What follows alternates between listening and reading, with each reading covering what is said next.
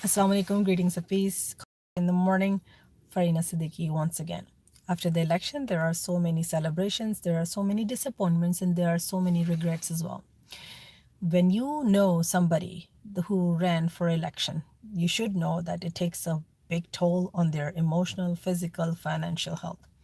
Reach out to them, convey your regards, hug them, console them, and tell them that there is always a second time. That's one thing. The second thing is, it's a very important message to send to your own community to help them understand that running from one community should not be the only eligibility criteria. You should not only vote for the person who's running from your community. As Muslims, we need to understand that we don't always need people like Umar Farooq Razila Talanha. We do need people like Hazrat Abu Talib, right? We need to build relationships. We need to build stronger bonds of humanity. We are one big human family, and we need to understand that we need to reach out, we need to connect, we need to engage. And for you to run in any election, it's very important that you are out and about, out there in the community, helping people solve their issues.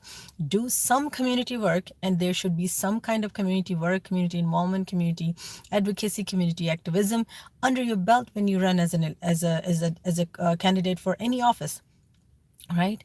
You need to understand as a community, and you need to educate each other. The second thing is to educate yourself.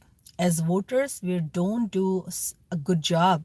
Yes, we are growing. Yes, it's getting better, but we still do a really pathetic job helping the voters turn out. There are different stats that you can reach out to, that you can engage with, that you can get your hands on.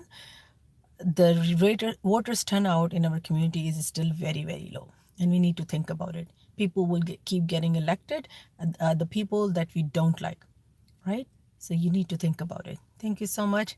Until next coffee talk, I'm Farina Siddiqui.